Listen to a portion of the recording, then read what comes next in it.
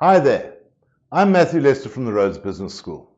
And a lot of entrepreneurs ask the question when they get going, what form of entity should I choose in running my business? And that's an interesting question, which you can spend a lot of money in analyzing. But there's not a hell of a lot to it, other than recognizing some basic rules, particularly until you get your business going and profitable. Don't spend a lot of money on it. But here are the basic rules as to how it works. So we have different types of trading entities. We can trade in our own name or as a partnership, which is an extension of a person trading in their own name. If we want to be really clever, you can form a trust. I wouldn't advise it. But then comes a company and the whole world of superregulation. But there is also a different category of company for tax purposes, specially designed to help the entrepreneur. And that's called a small business corporation. So really, it's a question of whether you trade as an individual or as a company. Right, that's the starting point. There is also a special concession for micro businesses. That's called turnover tax. And that's there to assist you get off the ground without a whole load of superregulation. We need to go into that in some type of detail. So, what happens when you are an individual or what we call in the trade a sole proprietor? The advantages of this are it's simple. You just get on with doing business. No formalities are required. It is your constitutional right to trade. You don't have to ask anybody for any permission. You just get on with it. You've got absolute control and you're master of your own destiny. And there's no separation of your finances from your personal life. Just get out there and trade. There are some tax advantages, and we'll look at that, but that's particularly when you are a micro business. As you get bigger, you might need a company. The disadvantages are the risks. If you trade in your own name, you assume all the risks of your businesses. So that means you have no limited liability. Now, many businesses fail. It looks like a good idea, it didn't work. But if you have no limited liability and no continuity in your business, that means if your business fails, you fail with your business and you can be sequestrated, which means that you can't trade for a few years to come. So then we need to find a way around that. There is also a problem in being a sole proprietor that you have no continuity of business. So if you want to sell, or worse, if you die, the business dies with you. And that prevents you from releasing the value of your business should you ever want to get rid of it. There's also limited access to capital for some reason. The big traders don't want to deal with individuals. They want to see companies all properly registered, etc. They don't want to give credit to individuals. I don't know why they do that, but it is a fact of life. And there are certain tax disadvantages for doing a business in your own name, particularly when you start making a lot of money. Let's go further. And we say, let's have a look then at the sixth schedule. This is an exception to the rule. The sixth schedule is there to help individuals and small companies not to get caught up in the whole red tape debate. So it says, if your turnover is less than R1 million a year, that's your sales, then you have access to the sixth schedule. We're going to go into that in some detail later on in this course. You can also trade as a partnership. That's where you get together with a friend and you start adding bulk to your business. So that's also quite simple. You can have a partnership agreement or not have a partnership agreement. You share profits and losses in your profit sharing ratio that you've agreed, and the same applies to your tax. You have greater access to funds. Partnerships seem to have more credibility. And you are taxed on your share of the profits in your own name. So a partnership from a tax perspective is an extension of the usual rules that apply to an individual trading in their own name. But there are disadvantages. You are responsible for the acts of your partners. So if your partners fail or they run up debt and the partnership closes, then you are responsible jointly and severally for the debts of your partners. And that can be quite frightening. If a partner even runs up a debt without you knowing or while you are even asleep, you are jointly and severally liable for that debt. There's also a problem with continuity. When it comes to you dying, the partnership ceases, and we have to determine whether there is a payout or not. It's a bit cumbersome. It may not be tax efficient. If you make a lot of money, there are better ways of doing it. So let's talk about SARS. He's the stakeholder in your business. He comes along and he says, I don't own your business, but I want to drink out of your pool. And you must comply with the Tax Act and do all the administration of your business on behalf of me, and I'm not going to pay you to do it. If you don't, you are going to face the wrath of the Tax Administration Act, and you're going to run up fines, penalties, interest charges, and even potentially criminal offences if you do not comply with the requirements of the Tax Administration Act and the Income Tax Act. There's no choice to it. So we need to say there are two costs to tax. One is the actual tax you pay. The other is the administration costs of keeping your tax system working. And that can be quite substantial. On a national average, that's 8% of the cost of actually running a business. Now, when the Davis Tax Committee looked at all of this, they decided they would put South African businesses into three categories. Up the top is the formal sector, if you want the bigger companies. They have one package, they are normally incorporated companies. Then we have what we call the missing middle, 100,000 or so entrepreneurs in South Africa who have formalized their business and have the ability to grow, generate higher profits, and employ more people. And then down the bottom is the informal sector. Those are the people who are having tough times. They go out there and they start trading on a street corner. All of them have their own different tax packages. And it's important to see where you sit on that pyramid if you are to understand how the South African tax system is going to work.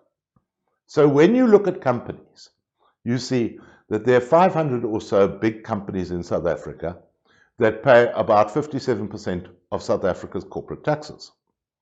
And similarly, when we look at personal tax, there are about 500,000 taxpayers who pay 63% of the tax. What does that tell you? It tells you the following. The actual amount of tax paid by entrepreneurs in South Africa is very small. In fact, it's not considered a major revenue stream in South Africa. The idea is to say, hands off the entrepreneurs, they're supporting themselves, which is a favor to the country, they're providing a bit of employment, and we want them to grow. So there has to be a tax package for entrepreneurs. But entrepreneurs are frightened of tax quite naturally. They don't realize how little tax they're actually going to pay. One of the biggest reasons to be an entrepreneur today is that you are going to pay less tax. But you are entering the realm of pain because you have to comply with the Tax Administration Act. Now, if you're an employee, then your taxes are dealt with predominantly by your employer. But if you are the employer and the entrepreneur, you have to deal with the taxes yourself. So, the moment that you start trading, you have within 21 days the obligation to apply to SARS. They don't have to find you. You've got 21 days to do it. Fill in the forms, go through the documentation. SARS can refuse your tax number. That's very unlikely. And they can also ask for biometric information in certain cases. That's also unlikely. But you have to register.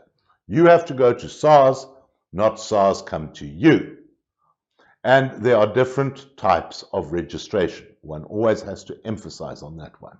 When we start a business, we immediately should be looking at the turnover tax concept. Now, the turnover tax concept is a concession to micro entrepreneurs for those with turnover of less than R1 million a year. And notice straight away from the tax table, if you have turnover of less than 335,000 Rand per annum, you are not going to pay any tax at all. All you have to do is keep record of your turnover. The requirements for being a micro business registration are turnover of less than R1 million, It will not qualify for a turnover tax relief if it holds shares in other companies, or that more than 20% of the income comes from professional services and a few other sources. That's to keep the professions out of the game.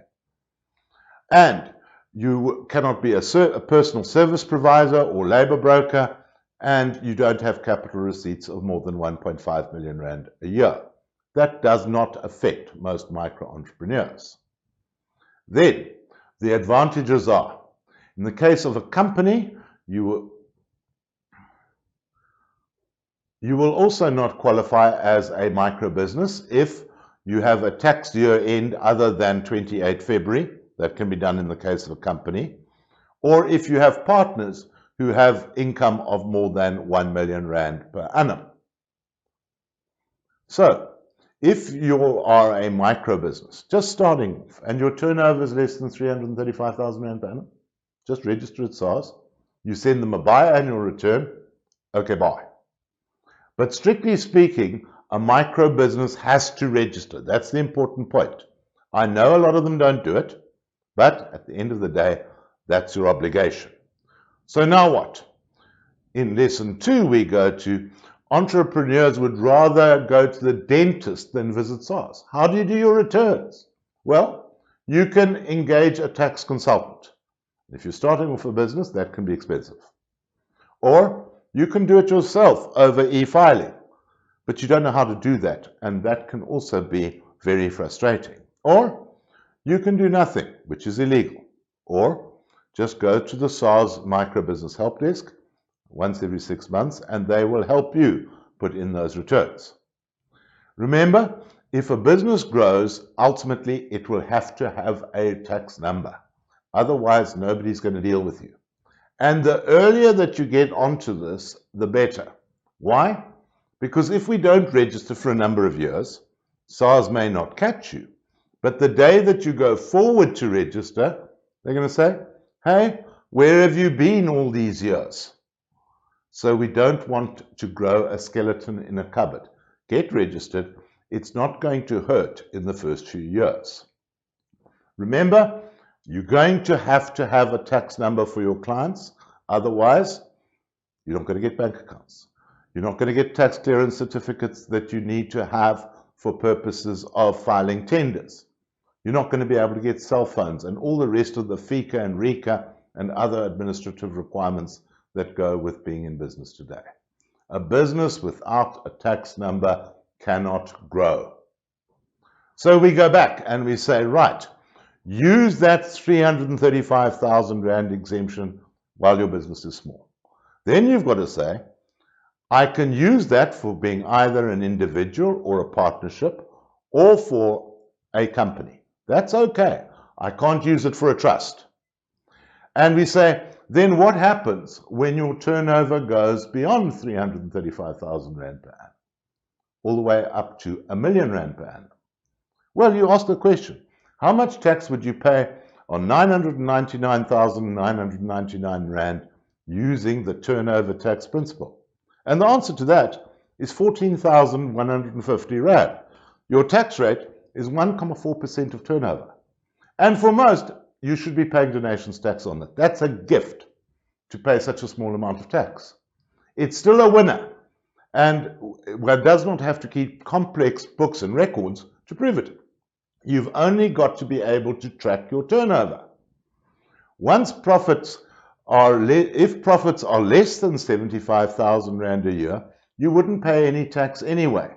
So if your turnover was 999,999 and you'd made no profit, you can technically pay even less than 1.4% by rendering a normal tax return. That might help you. But the cost of running such a set of books and records will be greater than the actual costs saved in tax. So we take those entities and we say, there are the entities. Use the turnover tax system for all entities in most cases if your income is below 335,000 Rand per annum. But now we continue. We say, right, the turnover is starting to grow. If our profits are less than 75,000 Rand per annum, we've got nothing to worry about anyway.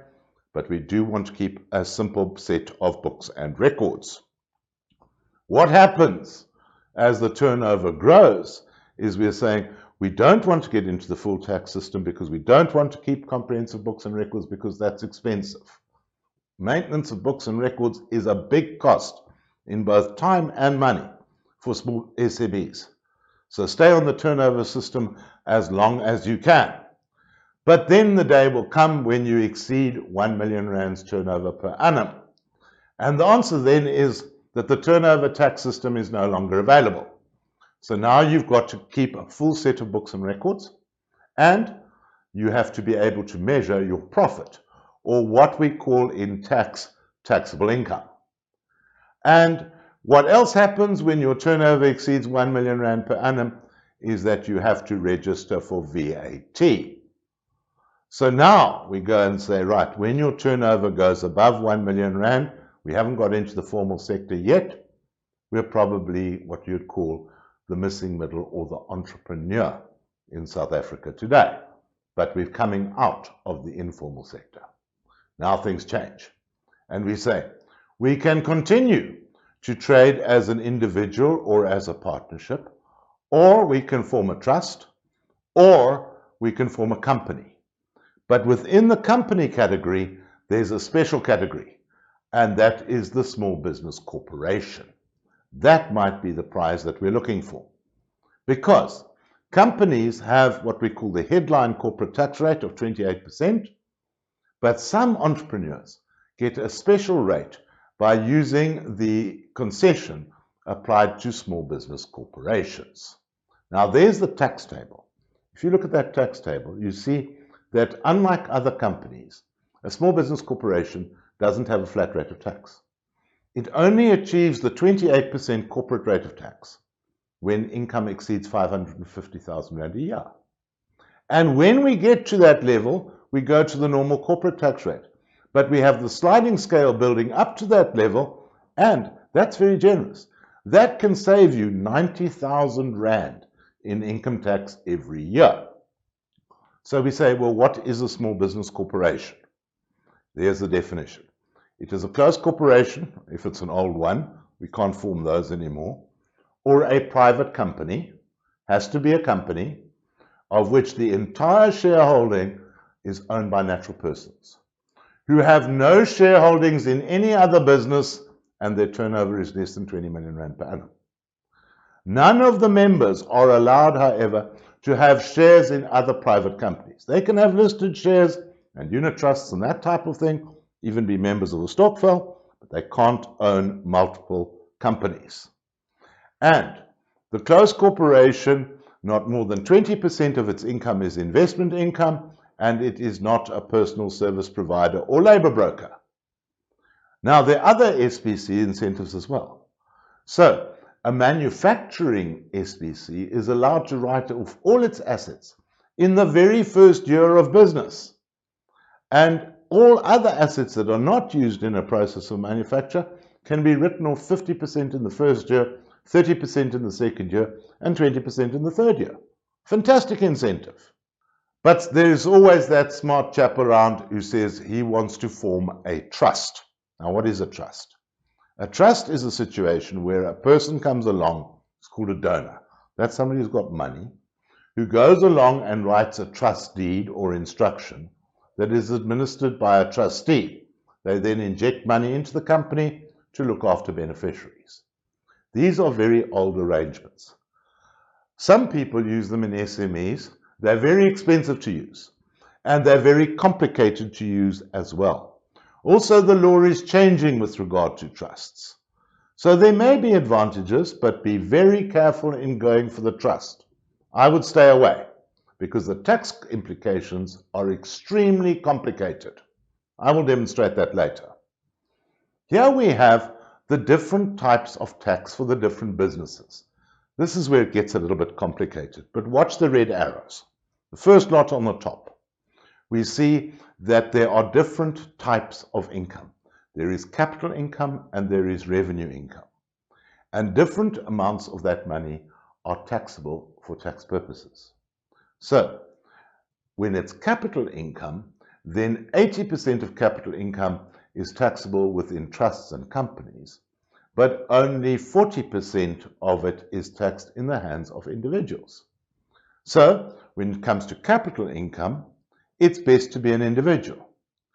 On top of that, we get the bad news, which is the tax rate. So we see for companies, they've got the lowest tax rate, 28%. But trusts and individuals have potentially the highest tax rate at 45%. But it's not all good news for companies. Far from it. Because they have a lower tax rate, but when they distribute their money, then they have to pay dividend tax at 20%. So when you get down to the bottom line, we find that companies, trusts, and individuals pay more or less the same tax rates all combined. We have to look, therefore, for special concessions within each category. So we go to the types of trading entities and we say individuals and sole proprietors and partnerships. They can potentially have the highest tax rate of all, 45%, once they have achieved a predetermined level of income. We don't want to use trusts, so we go the company route, which is 28% corporate tax rate, providing you don't take the money out of the company. But if you're growing, you're not looking to do that anyway. And the real cream on the top is the small business corporation. If you can get into that space, then you really have hit the lotto as far as tax and SME is concerned. So, here's a class example. Michelle Fell, she's trading from home. She's got a turnover of 1.2 million Rand per annum and a taxable income or a profit of 500,000 Rand per annum. The business does not have any employees. It's one person trading from home. And she says, hey, I'm not responsible for registering for tax. I trade from home. Nobody registers for that. So she says, why should I bother? And we've got to say, well, let's advise her. So in an exam, we would be asking questions like, are you responsible for registration for tax at all? Well, obviously you are. You have to register for both income tax and VAT. Now, should she be trading as a sole proprietor in her own name, or as a company, put the whole thing through a company, or through turnover tax, or through a small business corporation? And then, once we say then we need to say, what are the cost implications of running all of those? So, we can answer that one straight off. If you are a sole proprietor, you keep your own set of books in your own name. If you form a company or a small business corporation, then you're forming another taxpayer that has to have financial statements and all sorts of compliance requirements. So that's going to get expensive. So the third question is the easiest to ask, and that is the cheapest to run it is through in your own name. So here's some calculations. We say, you have to register for tax and you have to register for VAT. Why? You're over 1 million. You've got to do that within 21 days of knowing it. You've probably been liable for tax for years in terms of Section 22 of the Tax Act. There's compulsory VAT registration. Your VAT level is over 1 million, therefore register. Turnover tax is not an option for you because your turnover exceeds 1 million per annum. You have to register as either an income taxpayer or as a company. So there are your different types of trading entity. You must choose between individual and company, and ultimately, could you form an SBC? So we start off with an individual. We say, you've made 500,000 rands of profit.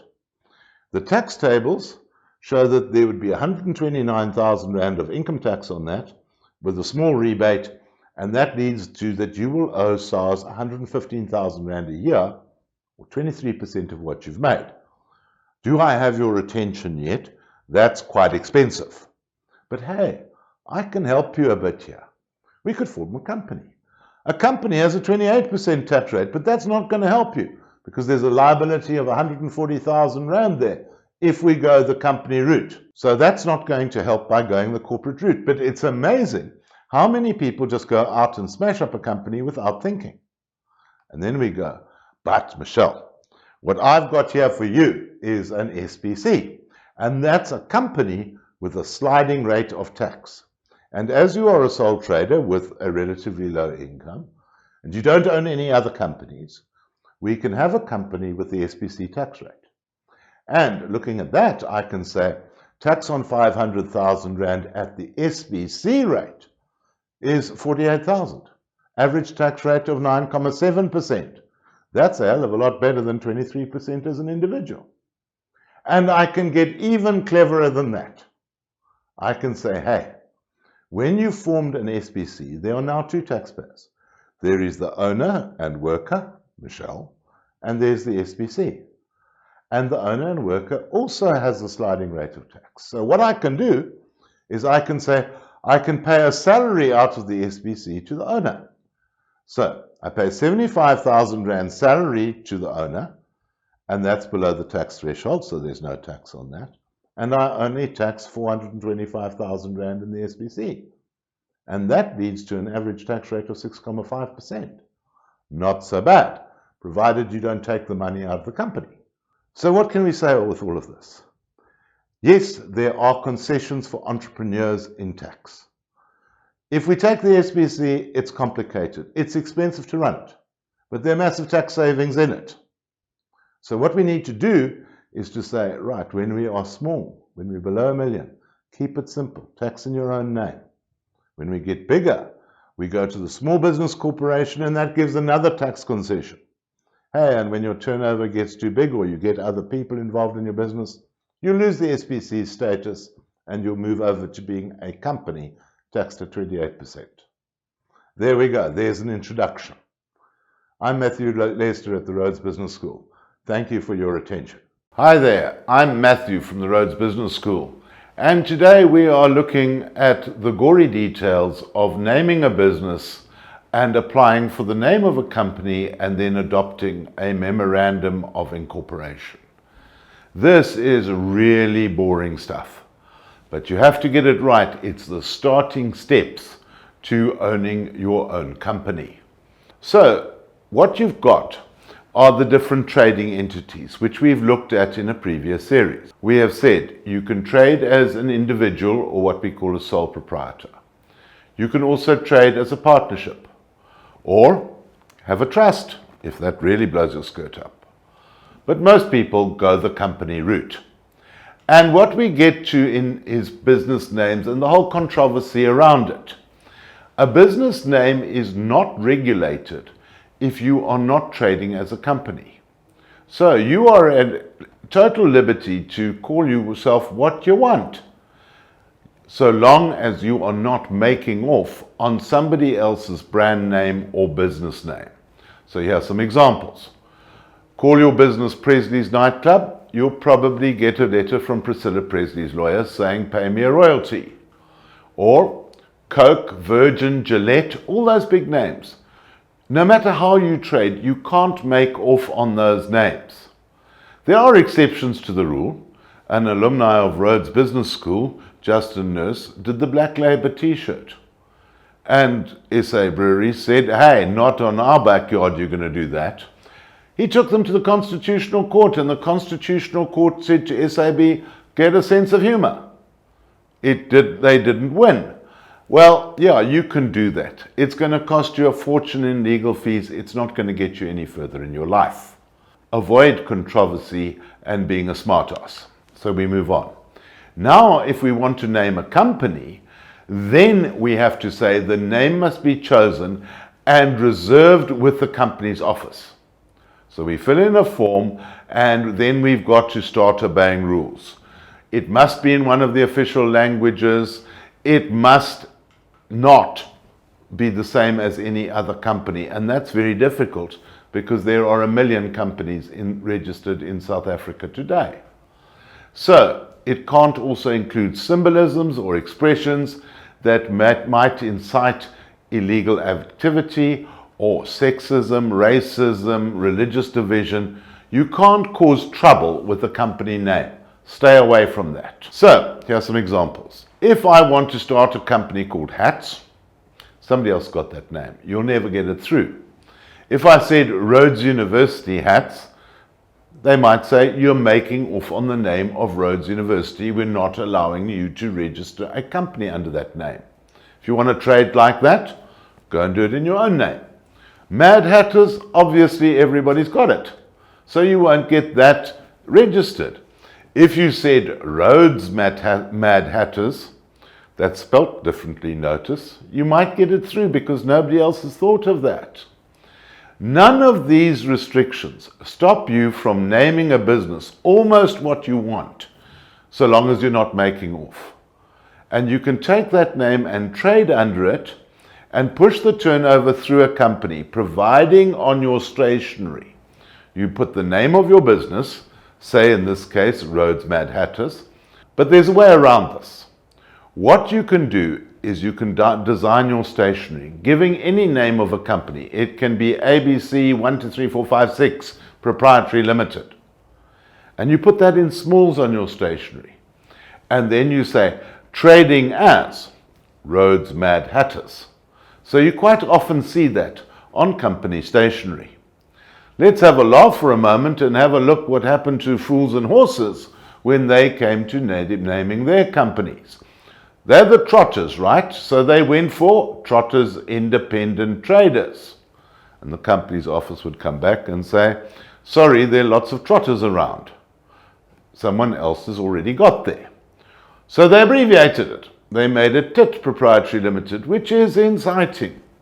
And that made it a little bit controversial, so they weren't allowed that.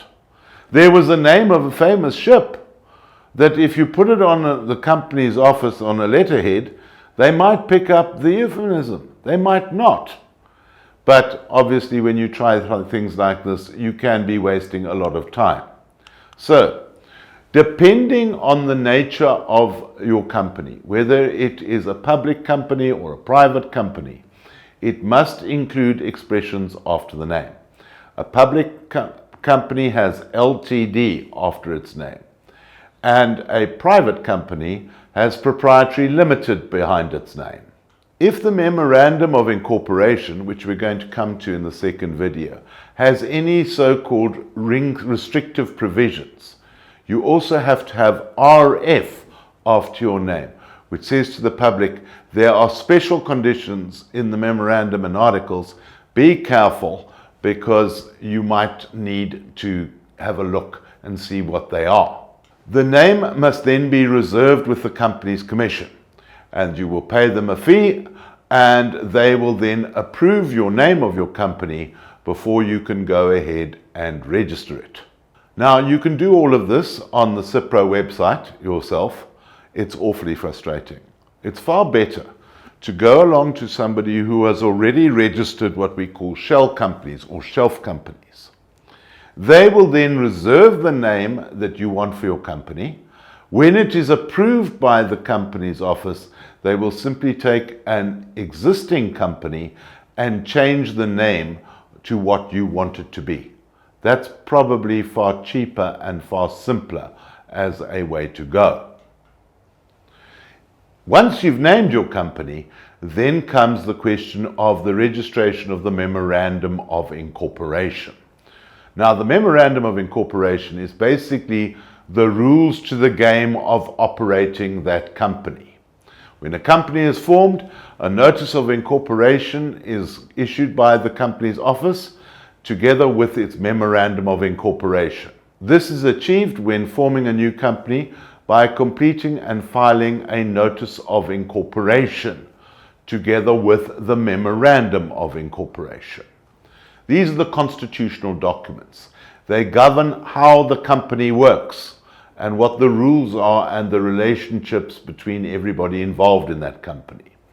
Once the Commission has received and approved the Notice of Incorporation, it will then assign a unique company number to that company, which then comes out in the form of the company's registration certificate. The registration number must then appear on all documentation of the company so that the public always know that's the company that I dealt with, and if anything goes wrong, everything becomes traceable. The MOI is the constitutional document of the company. It governs the activities of the company and how the company is regulated. Once you've got a registration number, it's got to appear on all correspondence and official documentation of the company. In addition, the Memorandum of Incorporation may make special rules for a company. These rules are filed with the Companies Commission together with any subsequent changes to the rules of the company. The company may also draft a shareholders agreement, which then regulates how shareholders behave in relation to their company. The MOI and any rules of the company are binding between the company and each shareholder, between each company and its directors or public officers, or any person that serves on the boards or committees of that company. So what we are saying is, there are the shareholders that own the company. Their relationship can be governed by the MOI. There are also the board of directors and the management of the company. They are also regulated by the MOI. All relationships between all parties are either regulated by the MOI or through a shareholders agreement. So, the regulations of the companies include standard templates that you can adopt.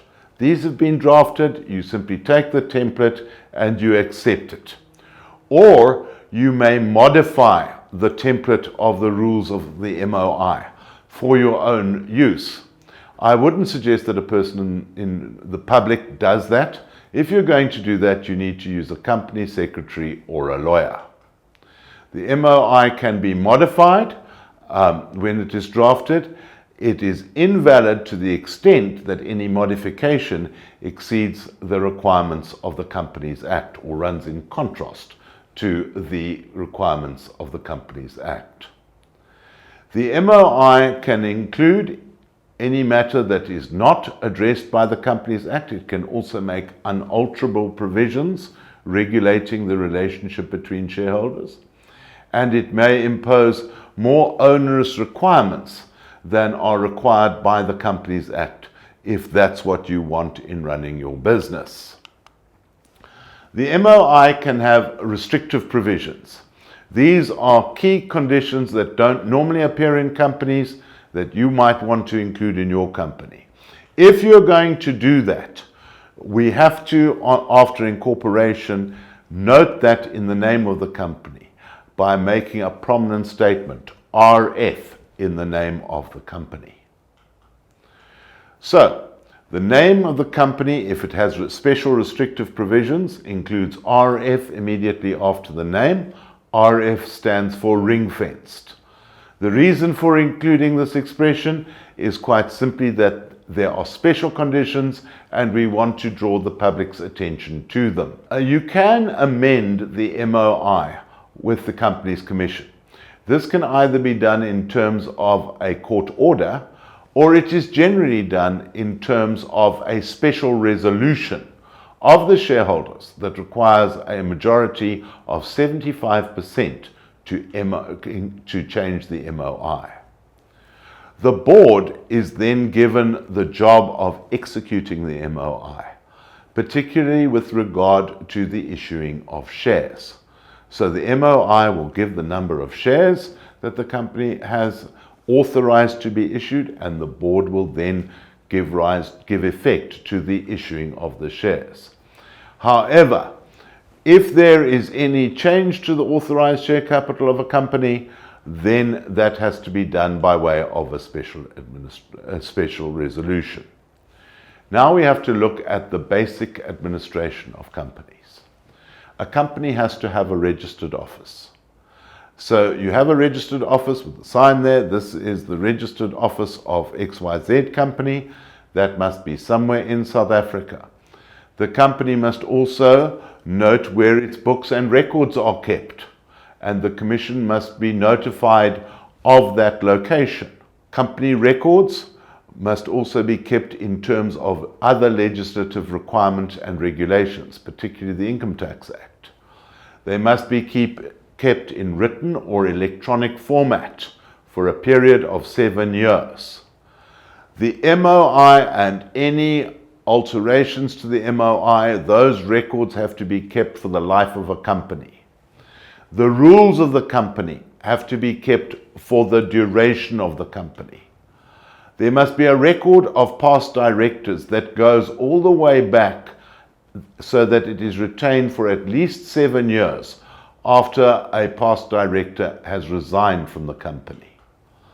There must be copies of reports maintained of every annual general meeting. There must be annual financial statements, accounting records kept, notice and minutes of shareholders' meetings, a book of resolutions adopted at meetings, and documents that are kept available for security holders, that's people who lend money to a company. Then, we have to keep copies of all written communications sent to the holders of both shares and securities.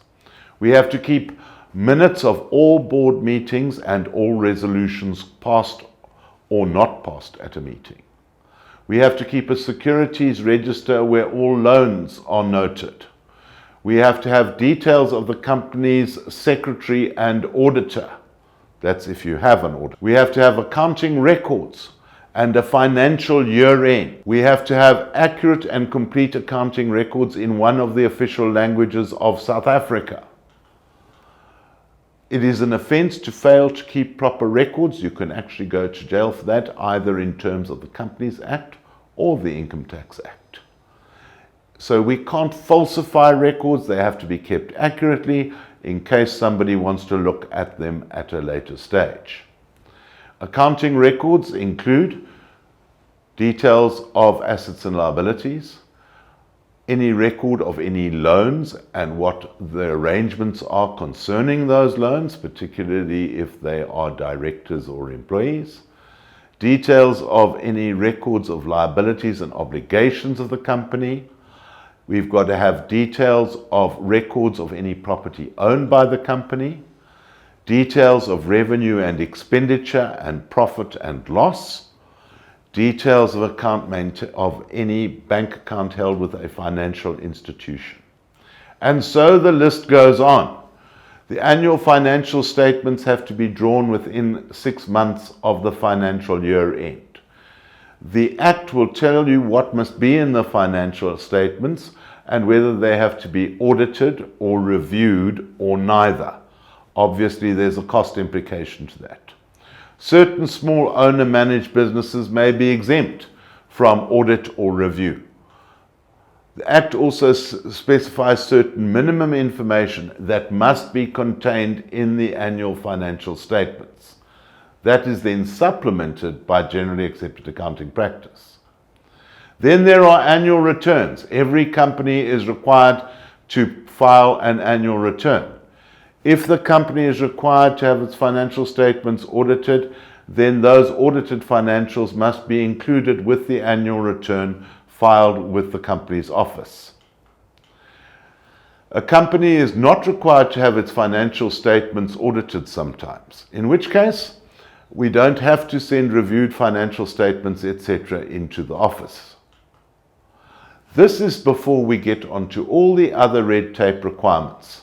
These are just the Companies Act requirements. Of course, we then have the Income Tax Act, we have the VAT Act, we have labour legislation, we have Credit Control Acts, Consumer Protection Acts, RICA, FICA, it all goes on. What you've got to remember is that when you form a company, you are entering a world of pain, of administration. It starts with the Companies Act, and then it leads on to a whole lot more. Hi there, I'm Matthew Lester from the Rhodes Business School. Today we are going to be talking about the company law relating to the issue of shares and securities in a company. Now this is as dry as sandpaper. Nobody likes to look at this. I'd say you're sort of weird if you do because it's so boring. But it is fundamental to a company that you understand the relationship between a company and its shareholders, a company and its directors, etc. You've got to get that right. It's the absolute starting point of corporate governance today. So we go like this. When a company is formed, your memorandum of incorporation then specifies the maximum number of authorized shares that a company has. That's how many shares can be issued in total. It's not necessarily the issued number of shares. So we have the shareholders. They own the equity in the company, and the company has a maximum number of authorized shares. They are distinguished then from the securities holders in a company. They are people who give loans to the company. So there's equity and loans, or securities and equity. You must make those distinctions. The authorized share capital represents the maximum number of shares in any particular class that are capable of being issued. And that cannot be changed without going through substantial procedures. So, the shareholders can have a maximum number of issued shares. That's actually what the company has decided to issue. But it may also have a stock of authorized shares that it may issue in the future. But the authorized number cannot be changed without changing effectively your founding memorandum of incorporation. The authorized shares may only be issued by way of a special resolution, and we'll come into what is a special resolution later. Right, so there are the issued shares in a company, and there is the stock of authorized, if you want, the unissued shares that may be issued at a later stage. Right. Shares are individual units in a company, and they give rights to shareholders about distributions when a company declares a dividend or when it finally winds up. In the event of the liquidation of a company, then at least one class of the company's shares gets whatever is left. But don't get too excited about that, because we've got to remember that the shareholders are at the back of the queue when it comes to dishing out liquidation dividends. So we must look at it like this. When a company is finally wound up, the pecking order for who gets what starts off with the secured creditors. So if a bank or financial institution has a bond over the property, it will get paid first. Then there are the preferred creditors. That would be, for example, South African Revenue Services. They get paid before the concurrent creditors. That's everybody else. And then once we've paid the concurrent creditors, then we will come to the preference shareholders. They're next in the queue. And then finally, we get to the ordinary shareholders, who then share in whatever is left after the liquidation costs. If you look at that, we've got to go a long way in the liquidation of a company before the ordinary shareholders ever get anything. That's an important lesson in business when one looks at liquidation proceedings. Different classes of shares have different rights and limitations or other terms placed on them, and those are spelt out in the Memorandum of Incorporation, which gives the rights to the shares. A company raises capital by then issuing shares to its shareholders. Each share carries one voting right in the usual course, although that can be altered in the Memorandum of Incorporation. Votes at shareholders' meetings are determined by the number of shares that each shareholder owns. For example, if a company has 1,000 shares and an individual shareholder owns 250 shares, then he has 25% of the voting rights in the company. That's in the usual course. Authorized shares can also have no par value. We cannot predetermine the value that must be placed on a share when it's issued. There's no artificial prescription. Shares are issued for what's called adequate consideration, their market value, and that must be determined by the board of directors in terms of Section 40 of the Companies Act. So here's an example. Company A has 1,000 shares and is valued today at R1,000,000, or 1,000 divided by 1,000 equals 1,000 Rand per share.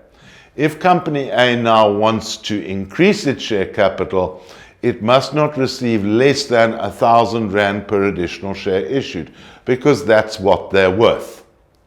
Shareholders may, if they wish, sell their shares. Now, in public companies, what they do is they put them on the JSE and they are sold on open market. It gets a bit more tricky, though, when we get to unlisted public companies. Then we sell between willing buyers and willing sellers. And private companies, where the transfer of shares is restricted. So what happens is shares must then be offered to the existing shareholders before they're offered to anybody else. So we don't simply put public shares on Gumtree and sell them, or at least not until we've actually offered them to everybody else. Existing shareholders may subscribe to a percentage of the shares that are available for issue in proportion to their existing shareholders. That's section 39(2). Unless there is a restrictive condition in the Memorandum of Incorporation, in other words, the company is ring-fenced, the directors have the right to issue shares of a company. But it's very important, they must obtain value for the shares. Then we get to the different types and classes of shares. Most companies only have an ordinary share, which gives no preferential rights to anybody else. Ordinary shares participate in distributions of the company and in the eventual liquidation of the company, along with everybody else. Nobody gets any headway above anybody else. But we also get what is called a preference share. Now, these used to be very common, not so much today, because dividend tax takes away a lot of the benefit of a preference share. A preference share enjoys predetermined rights in preference to other classes of shareholders. So what are we talking about here? We're saying these rights give you a right normally to dividends that are paid to preference shareholders before they are paid to the ordinary shareholders. That's normally a predetermined right. So if a person goes along and says, I want to raise capital, they can go and raise it in the form of a loan, or they can go and get it by issuing preference shares. In a preference share, they would go out and say, I'm looking for R1,000,000 and I will pay a preference dividend of, say, 8%, being R80,000 per annum. Preference shareholders have the right to dividends that can be cumulative. In other words, if a dividend is not paid in 1 year because no profits were made, then you would pay double in the following year. They can also be non-cumulative, where if a dividend is not paid in a year, then that's it, the preference shareholder has lost out. That doesn't happen that often. Obviously, a preference shareholder is looking for their pound of flesh. If a company is unable to pay a preference shareholder when it is due, then the right to arrear dividends is either cumulative or non-cumulative. But in most cases, it's cumulative. Then we get redeemable shares and securities. These are shares that are and securities that are generally issued for a specified time, but to act as a sweetener to the person who's subscribing to them. We say, after 5 years, you can convert these to, say, ordinary shares. So a person is providing finance initially and then becomes a shareholder. So that's another way of raising funds in a company. Shares may also carry special, conditional, or limited voting rights conveyed through the Memorandum of Incorporation. Now, this normally comes with preference shareholders. They say, if your preference share does not receive a dividend in a particular year, then you get a voting right on your preference shares, effectively becoming an ordinary shareholder. And that will continue until the arrear preference shares are finally made up. The shares are issued by the directors and other prescribed persons in a company. The shareholders must approve by special resolution any issue, grant, or securities or options that are given to directors and future directors and public officers of a company. Obviously, the directors would like to have shares in the company. They would like to share in the spoils. But they've also got the right to issue shares. So we can't have a situation where the directors can willy-nilly issue shares to themselves. So therefore we have to have a special resolution which sanctifies directors issuing shares to themselves in terms of Section 41. So we have the shareholders owning ordinary issued shares in a company. We have the directors managing the unauthorized shares. And they can issue more shares, but not necessarily to themselves without that becoming an issue and them having to have it sanctified by a shareholders' resolution. So we must also have shareholders approving any share issue to persons related or interrelated companies or directors or prescribed officers of the company or any nominees of those people, so that we make sure that the directors cannot simply issue shares to themselves. You must also always watch for dilution of a shareholder's interest. So shareholder approval by special resolution is also required when an issue of shares will result in a substantial dilution of the voting power of the existing shares. Now let's watch this for an example. Matthew and Simon own 50% of a company each, 500 shares each. If the company now then issues 1,000 shares to Peter, then Peter owns 50% of the company, 50% of 2,000. And Matthew and Simon's interest is diluted down to 25% each. And they're not going to be very happy about that. They might even approve it. And this is quite common in the case of BBEE, Broad-Based Black Economic Empowerment. We would rather bring in a BBEE partner to get a bigger pot for all. So we might sanction a dilution of our shareholding in the interests of a smaller shareholding having a greater value at a later stage. So a company can do that. A company may also issue options to certain persons to acquire or subscribe to shares in the company. Now that is done normally to retain employees. We're saying to the directors, if you succeed, we want you to benefit in the shareholding benefits of the company.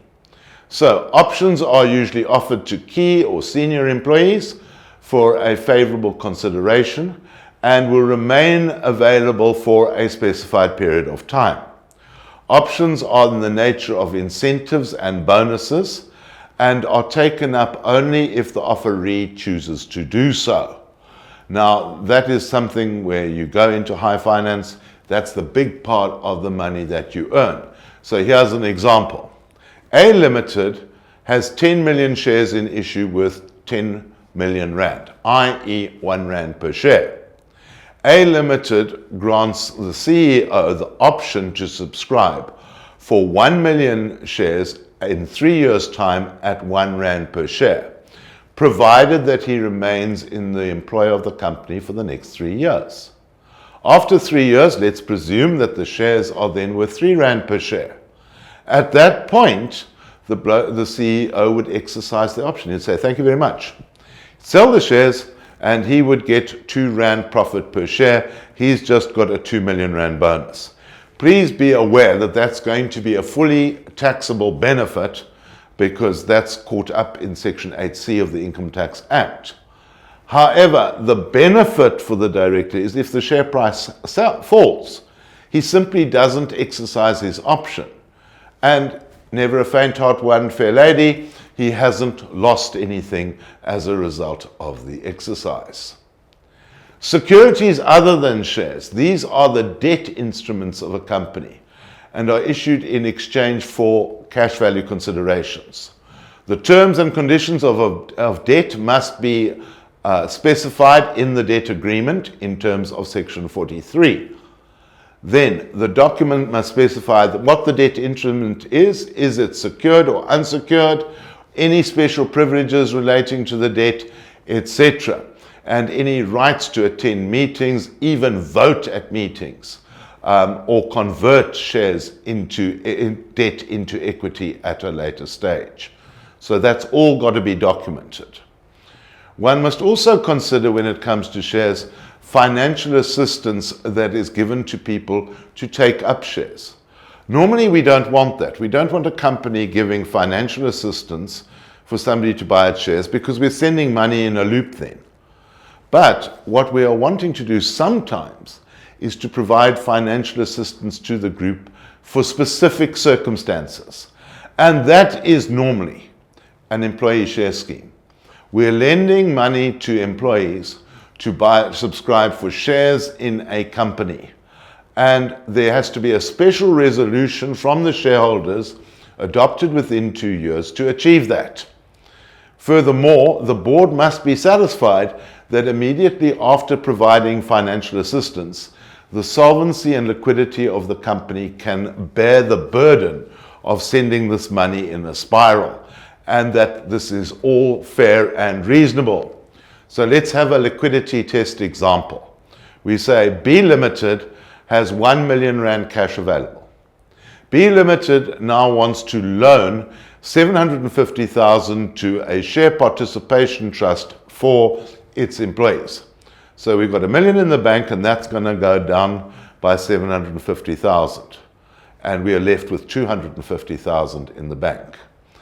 The directors of B Limited must then make sure that it can pay its creditors after it has gone through this transaction. Now, there is a very strong provision on the liabilities of directors if they do this. A director is liable for any loss, damage, etc. sustained by a company if the director was present at a meeting and participated in making a decision and failed to vote against the issuing of unauthorized shares, securities, or the granting of options where they knew that the grant was inconsistent with the requirements of the Companies Act or the Memorandum of Incorporation. So there is an extra duty of care there where you can lose a lot of money if you are a director that willy-nilly allows for granting of loans for acquiring of shares or allows the liquidity of the company to be compromised thereby. We also have capitalization shares. Capitalization shares are an interesting way of paying a dividend. Company needs to pay a dividend to keep its shareholders happy. But sometimes they don't want to pay a dividend. They want to keep the money in the company for future growth. So the board can then come along and resolve to issue unauthorized shares on a pro rata basis instead of paying a dividend. So here's an example. C Limited is a listed company. C Limited is profitable but doesn't want to pay its dividend because it wants to expand in the future. So it says to its shareholders, you will receive a dividend of 10 Rand per share, or you will receive capitalization shares of 10 Rand 50 per share. Because I'm not paying you in cash, I'm going to give you a little bit of an incentive along the side. And then your shareholders are in a position to take those shares and sell them in the stock market, thereby achieving the same cash flow, or they can keep them for future investment. Shareholders are not required to pay for capitalization shares. They are simply increasing their shareholding at no cost in lieu of receiving a dividend. The board may, subject to the solvency and liquidity test, which we looked at earlier, resolve to permit a shareholder who does not wish to receive such an award to elect to receive cash instead. So you can have a combination offer to your shareholders if you want. Right, now we come to registration and transfer of shares. There must be evidence of any share or security that is issued in a company. This is done in the form of hard copy certificates or electronic certificates. Either way, the company has to maintain a register of issued securities in the prescribed form. Right, then different classes of shares and securities must be distinguished within the company's books and records with an appropriate numbering system. The Act specifies and requires that documentation for securities is transferred and how that register is maintained. So we have ordinary shareholders with ordinary voting rights in a company. We have the authorized shares that have not yet been issued, which are in the custody of the directors. They can be issued if adequate consideration is received for them. Then we also have the preference shares, and the preference shares are another way of raising finance. All of this gets regulated through annual general meetings and other meetings and resolutions. A public company is required to convene an annual general meeting of its shareholders. This must deal with the following items: the presentation of the director's annual report, the presentation of the audited financial statements and the audit committee report. Then we've got to have the election of directors in terms of the Companies Act or special requirements in the Memorandum of Incorporation. We also have to deal with the appointment of the auditors and the appointment of the audit committee and any other matters that may be required by the shareholders. A board or any other person, subject to the rules in the MOI, may also call a shareholders meeting at any time. But we don't want a person with just one share calling a shareholders meeting. That would lead to chaos. So what they say, a shareholders meeting must be convened if one or more of the shareholders in writing can prove that they have got more than 10% of the voting rights of the company. Then you can call a shareholders meeting giving notice. So shareholder A owns 8% of a listed company and he wants to call a meeting to discuss the performance of the directors. Then he's going to have to go and look around and get the support of another 2% of the shareholders before he can escalate and call a shareholders meeting to discuss the matter. All shareholders must receive a notice of each shareholders meeting in the prescribed manner 15 days before the meeting is due to begin, or if you're a private company, 10 days. The notice must include date, time and place of the meeting, the purpose of the meeting, what they're going to be discussing, the voting rights and all other pertinent matters. In the case of an annual general meeting, a copy and summary of the financial statements must also be included in the package, together with the director's copy of the annual financial statements of the preceding financial year.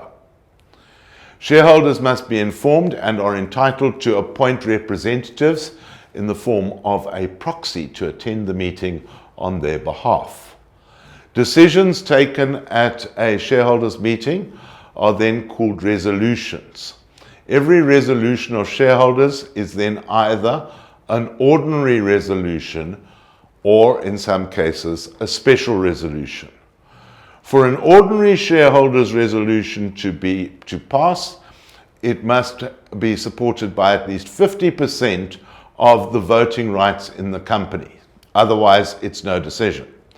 A special resolution, it must be supported by at least 75% of the voting rights in order to make that decision pass.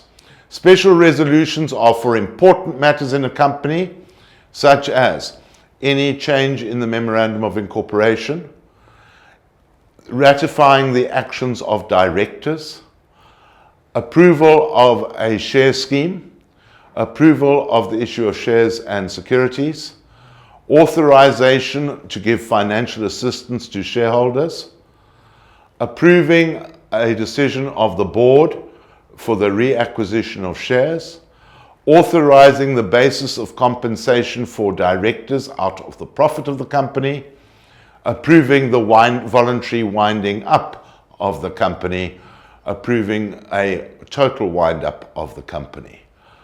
And then we have also a special resolution for the transfer of a company to a foreign jurisdiction or any other fundamental transaction which is defined in Part A of Chapter 5 of the Companies Act.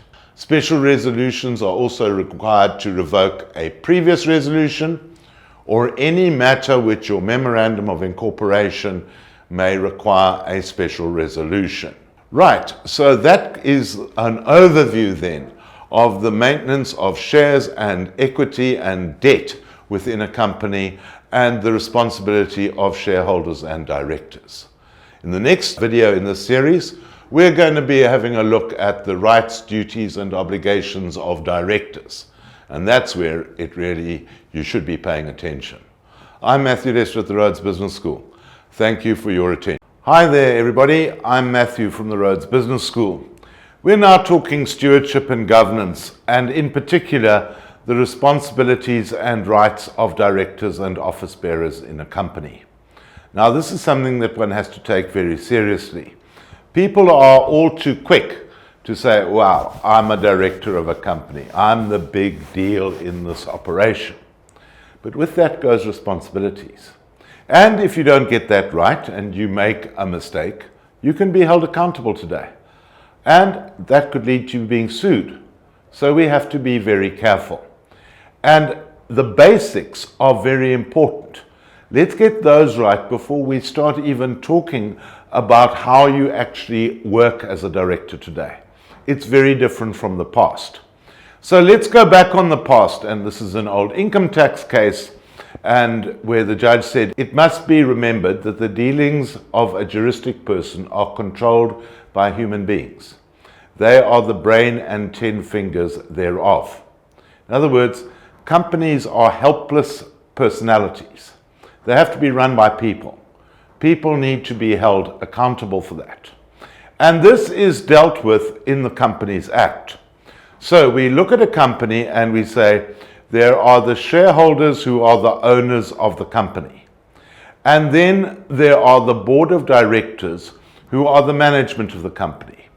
Now there's a long economic history to this. Basically, in history we go back, the shareholders were the wealthy who stayed at home. The directors were people who went to all parts of the world to make money for them. And we had to find a way of regulating the management. Otherwise, they can just run away with all your money. So management have to give life to the company. That doesn't mean that they have to be shareholders. And then more recently, we have the stakeholders that also come into this. And that's part of corporate governance today, where we say a company can't just go out and make profits at the expense of society. It's got to be a responsible corporate citizen.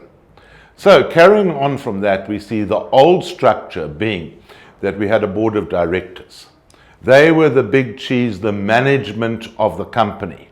Very much emphasis on the chairman was the boss or the chief executive officer. And they controlled how a company operated through their operational directors. The new structure has changed. What we are seeing now is all sorts of different ways in which we run a company. We have a board of directors. We have the CEO, yes, but he's just another director with his operational directors. Then we have board committees, and then we have this new animal called a non-executive director. Non-executive director is an independent person who comes in and sees that a company is doing its job properly. So let's look at corporate decision levels. We have employees who are the lowest level of decision makers. They have to be authorized to make decisions. Then directors have to make decisions, either on their own or as a board resolution, which is a joint decision of the directors. That goes to a higher level where the shareholders get involved with shareholders' resolutions, and we've seen that those can be ordinary resolutions of shareholders, and they can be also special resolutions of shareholders. Carrying on. A company is managed under the direction of the board of directors. A director is appointed in a position of trust in relation to the company and the shareholders, and to third parties who may be dealing with the company. And then King 3 and King 4 later go on, and they bring in the idea of the stakeholder and the company's responsibility to society. The fiduciary relationship puts onerous responsibilities on a director. And if he breaches these responsibilities, there can be serious consequences. Now, the word fiduciary means that they are guarding the company. They're looking after not only the company, they're looking after the company's interaction with society. Many of these duties form part of the common law in the past. So you had common law claims which were very difficult to actually prove, but these have now been extended in the New Companies Act 2009, where they've created statutory responsibilities for directors. A breach of these statutory responsibilities in the Companies Act is now a criminal offence, and you can be convicted of an offence, but probably more importantly, you can be sued if you have made an offence in terms of the Companies Act. So it all starts off with the appointment of directors. When a company is formed and incorporated, it must appoint one or more directors. Right from the birth of the company, we have to have directors. The Companies Act specifies that a private company must have at least one director and a public company have at least 3. That's at the date the company is formed. From there on, we go to evolve the board, to include more people, and to get the skills necessary to run the company. The Memorandum of Incorporation, the MOI, can specify a higher number, and it usually does, because it's very difficult to run a company with just one person in the case of a private company, or 3 people in the case of a public company. We continue. The appointment and removal of directors is determined by the Memorandum of Incorporation.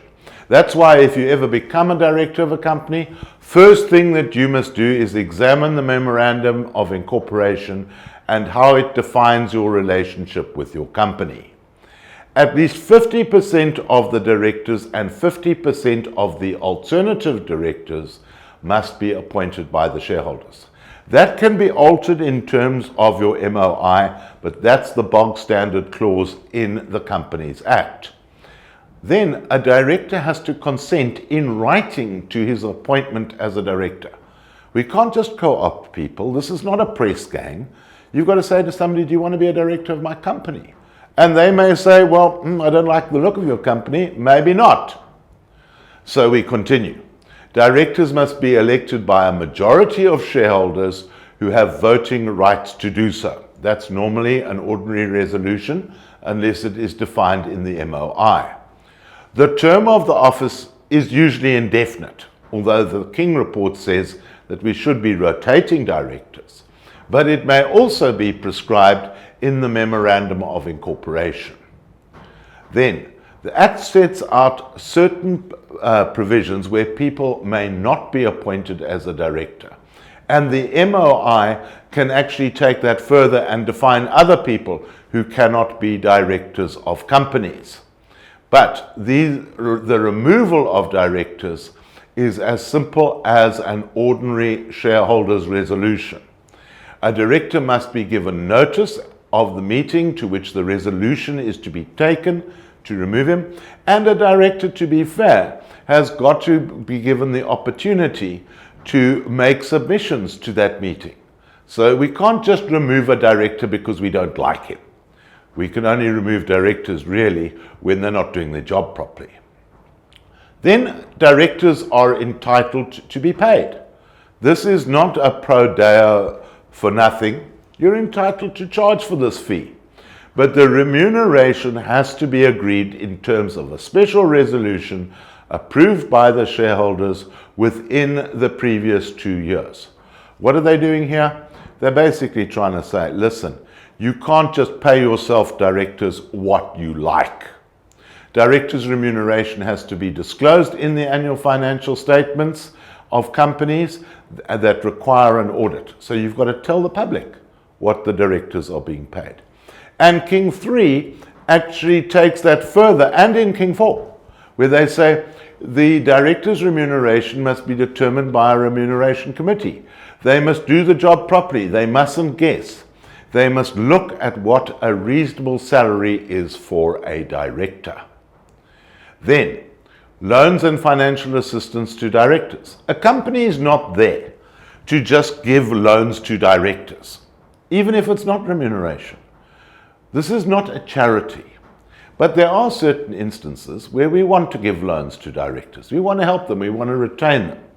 Now, the MOI can prohibit that, but the board of a company may authorize the company to give direct or indirect financial assistance to a director and to other related parties in relation to directors, for example, their family. Such financial assistance may include lending money, guaranteeing a loan, or other obligations in helping a director secure credit. You can do that, yes. If the board adopts a resolution to extend financial assistance to a director, then the shareholders of the company must be informed, and even the trade union of the company must know that the directors are getting financial assistance. So it's got to be out there in the open. However, the provision of financial assistance may only be granted if it is in respect of an employee share scheme or approved by a special resolution of shareholders which has been adopted within the previous 2 years and complies with all restrictions that might be in the Memorandum of Incorporation. Right, and it goes even further. In addition, the board must be satisfied that the terms of the financial assistance are reasonable under the circumstances, immediately after providing that the company must have the liquidity to make financial assistance available to its directors. If a loan or financial assistance has been granted to a director by a company or to a third party to which the company is the grantor, then details of that loan must be disclosed in the financial statements of the company. This section is clearly intended to say a company is not in the business of giving out loans to directors. It's an unusual transaction, and what we must do is make sure that everybody knows. So that the provision then goes further. It says, a director is liable if he was present or participated in a decision to extend financial assistance to a director or in terms of a resolution or agreement, knowing that it was inconsistent with the provisions of the MOI or the Companies Act. So you can't just walk away from this. One director who allows another director to get financial assistance through improper means can land up liable for any loss that is sustained by the company. Now we move on to board meetings. Now board meetings are great occasions for expensive lunches and booze and all the rest of it, but we've got to be careful here. How does a board meeting actually work? Board meetings can be conducted electronically, yes, but that does not absolve you from your responsibility to conduct board meetings properly. A board determines how and when meetings will take place in accordance with the requirements of the Memorandum of Incorporation or the rules of the company. King 3 specified that a company should have 4 board meetings a year. King 4 has not taken that any further. It simply says you must have an appropriate number of board meetings every year to manage your company, and that determining the number of board meetings is up to the directors. Right. All directors must receive notice of the meeting. A majority of the directors must then be at the meeting before we can vote on anything or pass a resolution dealing with the company's affairs. So a meeting will start off with, how's it everybody, who's here, and sign an attendance register to see that we've got a quorum. The chairman, once he's established that there is a quorum, will open the meeting. Then minutes have to be maintained at all directors' meetings and must include a declaration of the director's personal financial interests as well as any resolutions adopted by the board. So what will happen? We will start the meeting. We'll say, is everybody here? Count them. Determine that there is a quorum present. Then the first thing the chairman will do is go back and say, hang on, what about the previous minutes? Let's have a look at those previous minutes, and are they a fair reflection on what happened at the last board meeting? The decisions of the board are called resolutions, and those must be sequentially numbered. So the minutes of each and resolutions of each meeting are signed off at by the chairman at the next meeting to say they are an accurate reflection of what happened at the last meeting. We then have a register of directors which is passed around at the meeting where everybody signs that they were present at the meeting. This information must be kept for 7 years after a company has retired from a company. In fact, most companies keep them forever. The record must include the following information about each director. And it goes like this: their full name and former names if they were married, their identity numbers, their nationality and passport numbers, their occupation, the date of the most recent appointment of a director to the company, the name and registration number of any other company of which a director is also a director. In the case of foreign companies, the nationality of that company as well. And there can be other prescribed information that has to be disclosed before you can even be a director. Now, a board may also, subject to its Memorandum of Incorporation, appoint any number of committees consisting of directors and to delegate authority away from the board. Now you can imagine, you're running a board, you have a few meetings a year, you can't cover everything, and you don't have the knowledge to cover everything. So all the time the board is looking to source information on which it seeks to base its decisions. That's where it creates its board committees. A committee may include non-directors, but such persons must be eligible to be a director of the company. Then, non-directors serving on a committee are not entitled to vote on matters decided by the committees. In fact, most committees are just making a recommendation up to the main board about what they are doing. The Minister of Trade and Industry can also prescribe categories of companies that are required to have a social and ethics committee. All public companies are required to appoint an audit committee consisting of directors of the company to make sure the auditors are doing their job properly. So we go back to this board meeting, and the board meeting starts with, how's it everybody? Sign the attendance register. Now let's note new appointments and resignations from the board. Then let's have a look at the minutes from the previous meeting. Has everybody read them? Are they a true reflection of what went on in that meeting and the resolutions passed? If so, the chairman will say, are there any further matters arising from the previous minutes of the meeting? In which case directors have to note them. And then, are there any declarations of interests by the directors? That is where people have interests in other organizations or companies which could potentially conflict with the business of the company. If there's any potential whatsoever, a director must disclose those interests. And only once we've done all of that do we actually get onto the order of business for the day. So what we are seeing is that there is a very strict procedure that governs how do you establish the board of directors of a company, how they conduct their meetings, how they delegate. And those are the very first steps that are absolutely critical, that must be observed before you even get anywhere near talking about the finer points of corporate governance. I'm Matthew Lester at the Rhodes Business School. Let's do some more on this. Hi there, I'm Matthew Lester from the Rhodes Business School. And today we're going to introduce the concept of corporate governance and what it's all about. Let's start off like this. Thomas Piketty is the new rock star economist of the world.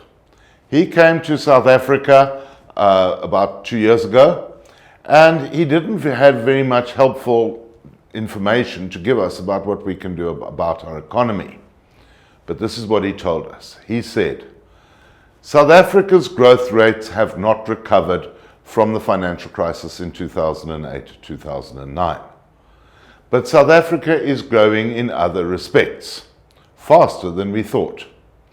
And it's about this. In the black line, we have the growth of the South African population as predicted in 2008, at the beginning of the financial crisis. That was when AIDS was at its height, and it looked like the South African population was going to level off at about 60 million people. But we've done far better than that. We've delivered antiretrovirals. Now the population is growing at about 700,000 people per year. So by 2030 and the development of the National Development Plan, the D-Day if you want, we're going to have 65 million people in South Africa, 6 to 8 million more people than we thought we would have. So what we've got is that the economy is now growing slower than the population. And in almost anybody's terms, that is a disaster. So what we are saying is our population is outgrowing our economy. And there is no economic theory yet devised that can help you with that one. So we can't decelerate delivery. We have to keep delivery at the same rate. It costs more and more every year. And so the national debt goes higher and higher and higher as the tax system can't provide for the people out of current profits. That's terrifying. So this was put to the Standing Committee on Appropriations at Parliament in February 2015. They said, right, you have your National Development Plan 2012, and that said you would deliver about 600,000 jobs a year. Well, you are only delivering 250,000 jobs a year. And what we're saying is that this leads to the massive growth in unemployment in South Africa. Well, this is not news to the likes of National Treasury. This study shows us that in the next 50 years, we have to create 9 million good new jobs in South Africa. Otherwise, the levels of unemployment will go to such a proportion that they fear that there will be social chaos. So we have to find a way of accommodating everybody, and that's all 56 million people and growing in South Africa today. Meanwhile, a lot of the resources are spent. We have a lot of people, yes, but we don't necessarily have the means to feed them. Now, this might be all right, except South Africa is leaking resources. We've got bribery and corruption, we've got tax evasion, and we've got a growing grey economy. All of these sectors and problems in South Africa are making it even more and more difficult for us to achieve our goals. So, what it means is effectively that there is a lot of stealing going on from the poorest of the poor. And this makes attainment of an equitable life for all that much more difficult. Now, let's go now to corporate governance and the lead thinkers. About the time I was born, there was an economist and philosopher called Milton Friedman, who published his book, Capitalism and Freedom. And in that book, he says, the best economic climate in which business can exist is a privatized, deregulated one, as this increases competition and increases the quality and reduces prices. Well, that all sounds fine. And he continues, he says, there is one and only one social responsibility of business: to use its resources and engage in activities designed to increase its profits. So what he's saying is we've got to go right back to the very first findings in economics: competition, lower prices, higher quality. That's all a business is there to do. But that hasn't necessarily worked. Friedman did qualify what he was saying just by adding the caveat, so long as a business does this within the rules of the game, which is to say it engages in open and free competition without deception and fraud. People forget that second part of what Friedman was saying. Now, Friedman managed to sell his philosophies to inter alia Ronald Reagan and Maggie Thatcher during the 1980s. The economic growth did not come from all of this. In fact, the US and the UK got into desperately hard economic times. all because of the philosophies of Milton Friedman. And Milton Friedman is actually encouraging greed. Businesses were then fabricating the rules as they went along. They said, so long as I comply with the rules, who cares? And as a result of that, we got disasters such as Enron and then Lehman Brothers over the financial crisis. All of those businesses professed that they were doing everything legally and engaging in the game of making profits. But we can't say that they were making a success of it, because ultimately it all evaporated. Today the debate continues in the realm of tax in matters such as the tax affairs of eBay, Google, Apple, Starbucks, all of them who say that their tax affairs are within the law, but they are managing to get away with negligible tax rates and they are not making their contributions to society. So there's a huge debate about that at the moment. And in South Africa, we see the tuberculosis class action suit where people are trying to make claims in respect of irresponsible behavior of corporates and directors that might have happened 50 years ago. And we'll have to see whether they ever get a solution out of that. So there has been fundamental change. What we are saying is, under Friedman, we were working for the shareholder. Companies working for shareholders maximize their profits irrespective of collateral damage.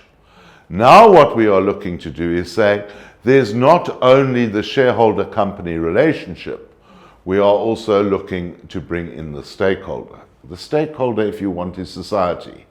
What is the cost of making profits measured against the cost to society?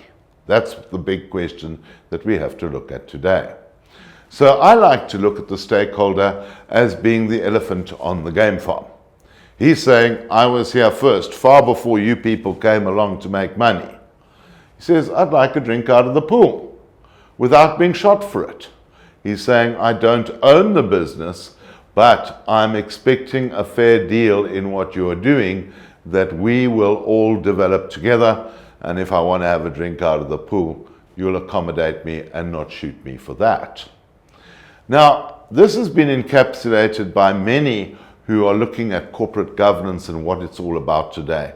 Mintzberg and others say corporations are economic entities, to be sure. They have to make a profit, yes. But they are also social institutions, and they must justify their existence by their overall contribution to society. So when we look at business decisions, what are we saying? It goes like this. Put up a spectrum, and we say business decisions can go from being totally inefficient to totally efficient. Obviously, in the old model, we are looking for total efficiency. But today, a second spectrum comes in, and that's the social spectrum, where we're saying business decisions can be morally wrong and unfair to society. What we're actually looking for is morally justifiable decisions. And if you're clever with PowerPoint, you can mark those off and invert the spectrum. What's it saying? They're saying the old style of leadership, seeking for total efficiency, that's the wrong way to go. And what we're looking for today, the heroes are the likes of Piketty, maybe Bernie Sanders in America, who are saying it's not all about profits, it's also about making profits in a fair and reasonable manner. Worst practice is a decision that is not profitable and is morally wrong. The benchmark is where you are profitable and legal. And then best practice is to be making profits in a morally responsible manner. This gets things very difficult. The Clintons really couldn't understand it when they were striving for the White House. But this is a growing new movement. And what we've got to say with it is this. In the past, a business decision was okay, providing it was legal and profitable. That left you with a far greater growing space to advance your business. But what we're doing now is we're saying, no. Today your business decisions have to not only be profitable, but morally right and fair. And that narrows down the business school to just that little bit on the right-hand side of the screen. It makes it far more difficult. So that spectrum must now stay in front of everybody who's running a company and saying, we can't make profits at the expense of society. That is the big change in the last 10 years. So what we're saying is, we want a company which observes the rules of an economy. A sustainable organization, managers must still look after the needs of shareholders, but they must do it in an ethical way. What are we saying here? How much profit is made versus the cost of making that profit. And then there is a future leader must also view the world in an integrated, holistic, and critical way. And then finally, there must be equity in all decisions where organizations operate effectively if their leaders understand fundamental management functions and practices that can lead to all of this integrating into one great big pinwheel. What we are looking to do is to achieve those goals when you work with the Rhodes Business School. So let's have a discussion about this. Let's take some business names and faces and see what they've got to say about it. So there you have a man a lot of people wouldn't even recognize today, Onassis, the wealthiest man in the world during the 1970s. He made his money out of oil. He had only one business premise, and that was, there are no rules. I will do what I want and somehow bend the rules in my favor. If Onassis was still alive today, he'd probably be in jail, not on his yacht in the middle of the Mediterranean. Then take the Queen.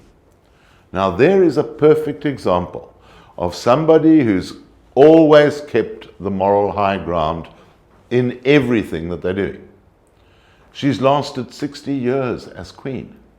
People don't question her. They say, you have run your affairs in a reasonable, moral, and independent manner. You can't fault her. But you can fault the likes of Sir Philip Green. Sir Philip Green made his pile out of high-end clothing stores in the high streets of the UK. And then the internet came along and destroyed those businesses. And he saw it coming. So what did he do? He sold his businesses for £1, including their pension fund liabilities. And people were absolutely outraged. He said, hey, what's wrong? I've done nothing illegal here. But he hadn't done morally the right thing. So then all sorts of pressure groups appeared. They chased him all over the Mediterranean on his yacht. They asked the Queen to take away his knighthood, and eventually he had to pay the money back. George Osborne was the British Minister of Finance, and basically he ran it on the basis of pure economics. If we haven't got the money, then we're going to apply austerity. And people looked at that and said, it's all very well for you to sit up there and say, we've got to follow these tough times. We can't do that. So Osborne was elected out. Then along comes a guy like Boris Johnson. Now, Boris Johnson had a wonderful time being Mayor of London. He was more representative, more hip, more young, talking to people. People liked the way he operated and that he led by example. So they bought his act. And consequently, he became quite a hero. Michael Gove, over the Brexit negotiations, put a knife into the back of Michael Gove, after the Brexit campaign, put a knife into the back of Boris Johnson. People said, you don't behave like that anymore. And it was the end of his political career. Theresa May and all the crap that went on said, well, I'm going to jump in there and become Prime Minister. And I'm sure she's not enjoying her job at all today. It's absolutely fabulous, she might say. Julius Malema. Why do people follow him? He's looking for the equitable deal. And that gets quite a lot of following, even though some of his ideas to some look a bit insane. Pravin Gordhan was loved by the formal sector of South Africa. Why? People believed in him. They believed that he was doing the right moral thing. However, there's another question that goes around the president, particularly with regard to his relationship with the Guptas. So all of this is getting traction. One can no longer rule by the finger alone. It just doesn't work. What is happening now is we're looking for a more inclusive society where all profits have a cost that has to be taken into account. This was developed fantastically in the Mandela model. What was he saying? Come on, let's look for an equitable and peaceful solution for all. People loved that, and that was South Africa at its best.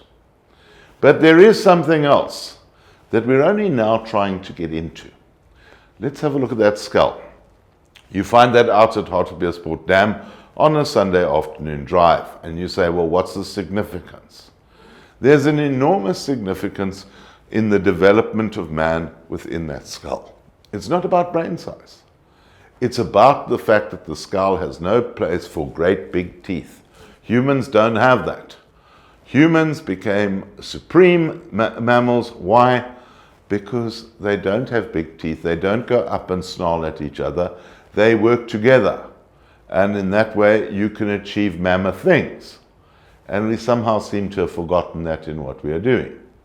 If you want to look at a disaster, have a look at the biggest aviation disaster in history, caused by one man, the captain of the KLM plane, Captain van Sant, who was being a bully boy captain and didn't listen to his other members of the crew. The result was he drove one Boeing into another and caused an absolute freakout. So, what we have to do now is take a morality spectrum. You put up two rugby posts. On the left-hand side, it says, if you never obey the rules, then you'll go to jail. And on the right-hand side, it says that if you spend too much time obeying the rules, well, actually, ultimately, we're going to drive our business insolvent. We have to live somewhere between those two spectrums. So what we are saying is, the common ground, we have to find where it starts. And it starts with the Companies Act. Are you legal? Is the first question that we have to ask in any business decision. There is no space within that. Next up came King 3 in 2009, which set the original ideals of corporate governance. And that has been followed by King 4 in November 2016, which seeks to consolidate the work that has been done in the King 3 report. So who's afraid of the King 3 reports? Well, there's no reason to be afraid of them. If you know Mervyn King, he's the nicest guy you will ever meet. And the King reports are guidelines. They're not the law. They're simply there to help you in keeping your company on the right track. So what they are saying is, when something goes wrong, the courts will consider what is said in King 4 in evaluating whether a director has acted properly in the governance of the company. And so King 4 becomes an indicator or a guideline, not necessarily the law. The law is contained in the standards of conduct within the Companies Act.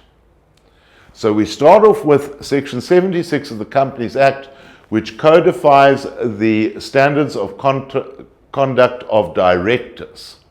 It does not exclude the common law recovery mechanisms that you might have through the courts, but what we're looking at is what is the minimum requirement that is put on a director today.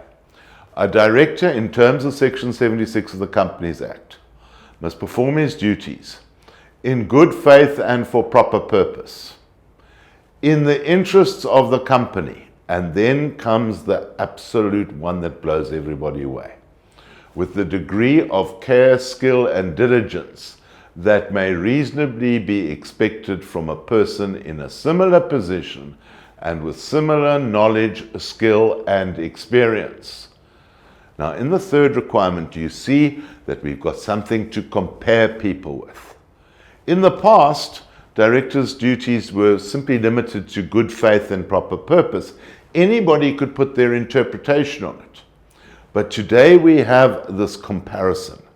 Did a director act in terms of a reasonable manner that would be employed by a person in a similar position and with similar knowledge, skill, and experience?